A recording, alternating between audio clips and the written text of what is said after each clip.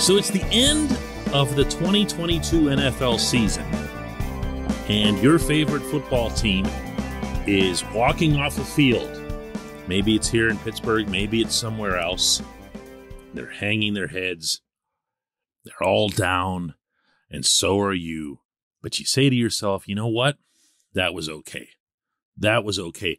I am okay with what I just went through with that team this fall and winter. What does that look like to you? What is that scenario? Good morning to you. Good Wednesday morning. I'm Dejan Kovacevic of DK Pittsburgh Sports. This is Daily Shot of Steelers. Comes your way bright and early every weekday if you're into hockey and or baseball.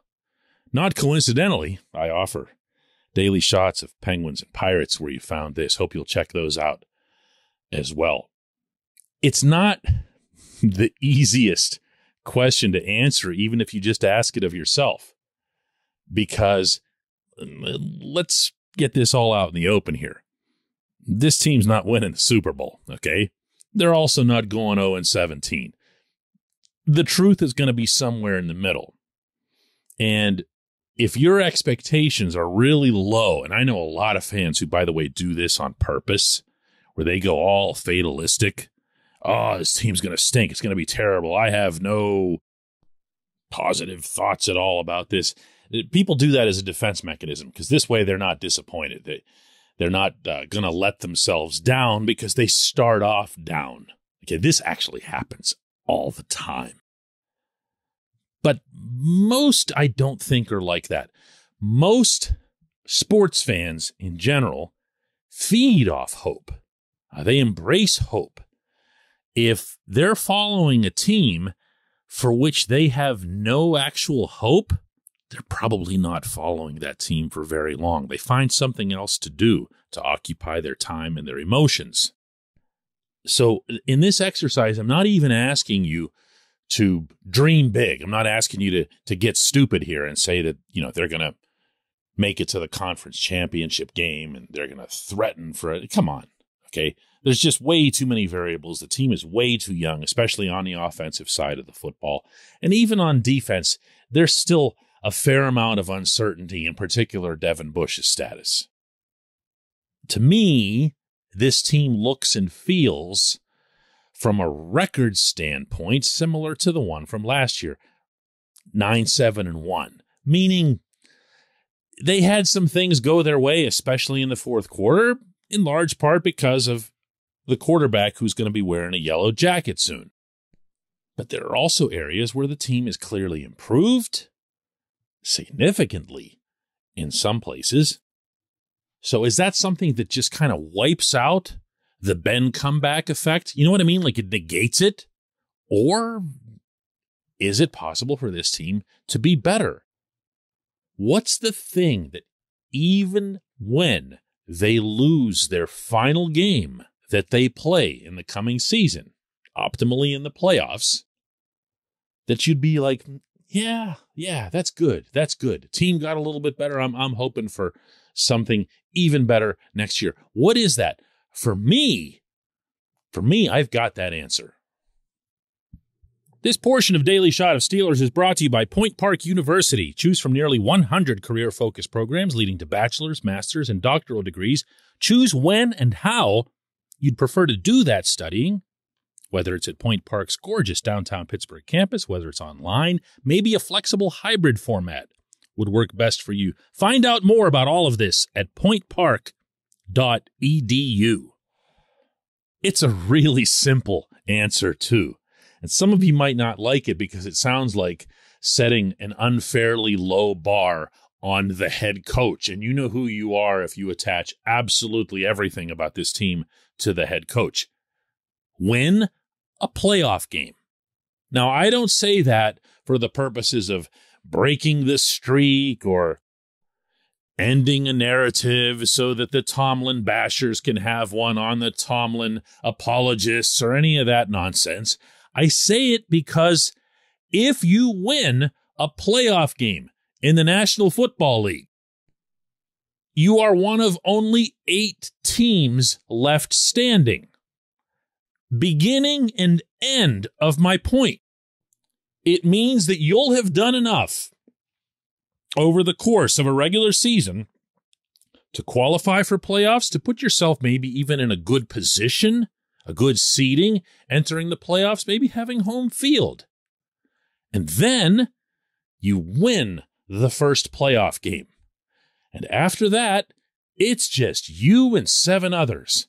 And suddenly, your team that just barely, with all kinds of help, squeaked into the playoffs the previous year with the Canton-bound quarterback, pretty much on the back of the Canton-bound quarterback, you took another step. You went forward with one of the younger rosters in the league. And you went from being a team that was right around in the mid-20s overall in the 32-team league, all the way up to number 8. And here's where I don't care about regular season rankings. If you make it through the first round of playoffs, you're one of the 8. You are at least, at worst, the 8th best team in the league. And you know what else you did? You proved a whole lot of people wrong. You cost a whole lot of bettors a whole lot of money, meaning with this 7.5 wins over-under that's still on the table. And in all likelihood, along the way, you were led by young players. It's unfathomable to me that the Steelers would succeed, for example, without Najee Harris and Pat Freiermuth having significant strides forward in their second years, or without George Pickens playing a major role in the offense, maybe not right away, but soon enough, or without the younger half, if you want to call it that, the left side of the offensive line, figuring some stuff out. And that doesn't mean just Dan Moore. I'm also talking about Kevin Dotson. I don't expect Kendrick Green to be the guy to beat out Dotson. I think Moore and Dotson, if they advance, if they move upward the way you want them to, that bodes really well for this team for a while. And the same obviously goes for the other guys that I mentioned and a few others I could add. But you know what would really do it? Oh, man, I can't believe I'm going to do this. But you know what would really do it? You know what would really have everybody feeling at the end of a season like this that the future is super bright? Yes, I'm going to go there. It would be if Kenny Pickett was the quarterback at that point. And it would be if Kenny Pickett was the guy who got them to this level, because the image that already exists in this city, not without cause, is that Pickett is a guy who's immune to the circumstances around him, meaning that the Pitt program was never anything particularly special, and that he's a winner and he's going to lead you to winning, just the way he did with the Panthers in winning the ACC, something that had been seen ever since they entered the conference as borderline impossible. So there, I got you a playoff win. I got you Kenny Pickett as the guy who engineered it. That good enough? That good enough for 2022? When we come back, J1Q.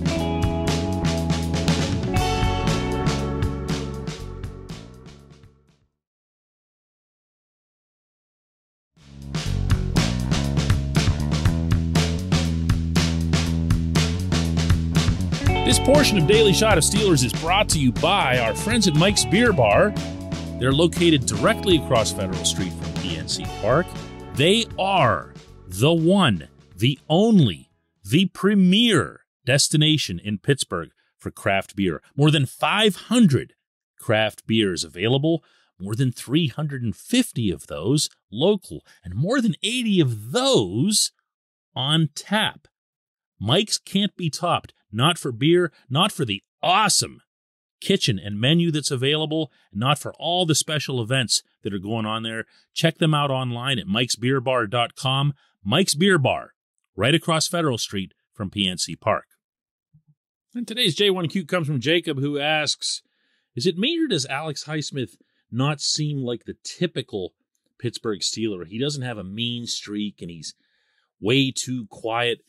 You know, Jacob, there's a part of me that's with you on this, because I'm pretty sure I know what you're referencing here, particularly when it comes to edge rushers. The Steelers just came off having a bookend duo of T.J. Watt and Bud Dupree. And in Bud's last year in Pittsburgh, before the injury, you saw mayhem. I wouldn't call either of them, mean or dirty or whatever or anything like that. Not that you did, I'm just saying. But there was a rapidity to what they were doing and how they did it.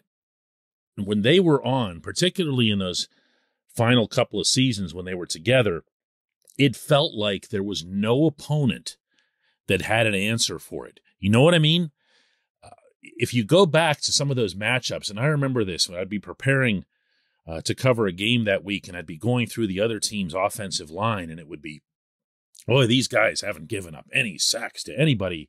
They haven't even given up any quarterback hits or pressures. They're allowing their guy all kinds of time back there. And I'm thinking to myself, boy, are they not going to have that luxury this coming week. They just aren't, and they didn't. There was no answer for it. There was no gimmick that anyone could concoct to try to protect their quarterback when both of these guys were coming the way they did. And specifically related to Bud would do it with those super crazy long arms flailing all over the place. It just looked like he was like a hungry dinosaur coming in, swooping onto his prey. Very different than the TJ approach of being really mechanical and quick, the shortest possible distance, using his moves, using his smarts. Bud was just like, destroy! And it was just a great overall vibe between the two of them. So Highsmith comes along, and he's not that guy. He's not of that visible temperament. Highsmith works on his craft. He works passionately. He learns not just from his coaches, but also from TJ. TJ was someone who worked a lot with Bud. TJ's doing the same thing with Alex. And Alex might be even quieter in his pursuit of the quarterback than either of the other two. Meaning with Highsmith, if you look at the 14 tackles for loss, the 6 sacks, whichever one of those you want to break down from his 2021 season, you're going to see a straight, boring line more often than not. You'll see a spin move maybe lead to it, but you're not going to see something that's super fancy. He might delay his timing and then go get his guy, but it's not going to be something that comes across as, what was the word you used? Mean.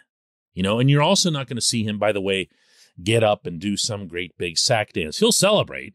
He'll let everyone know it was him, but it's not going to be one of those, the TJ high kick or something, or Bud would just kind of basically spaz out. He never had an orchestrated celebration. And I remember teasing him about this more than once. He would just kind of go into the backfield and go, I'm supposed to be happy or something, and just kind of, bounce all over the place for a little bit and then go back to the huddle and realize this was just a waste of time. But Alex isn't that guy.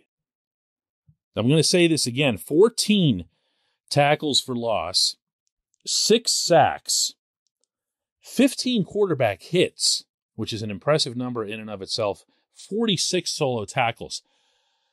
That last number is not something to sneeze at, because more often than not, that's going to be the result of sealing the edge on the rush. One of the things that I learned from James Harrison whenever he was in a docile enough mood to get philosophical with me was that you can be a super spectacular edge rusher and pile up all your sacks and get all your glory and get all your highlights and everything else here. But if you're exposed on the run, if you're not sealing the run on your side, you're not going to be piling those sacks up for very long, because now you're just going to be chasing a running back all the time. And running after the QB is going to look even sillier. Highsmith knew this. Even as a rookie, he was aware of it and talking about it.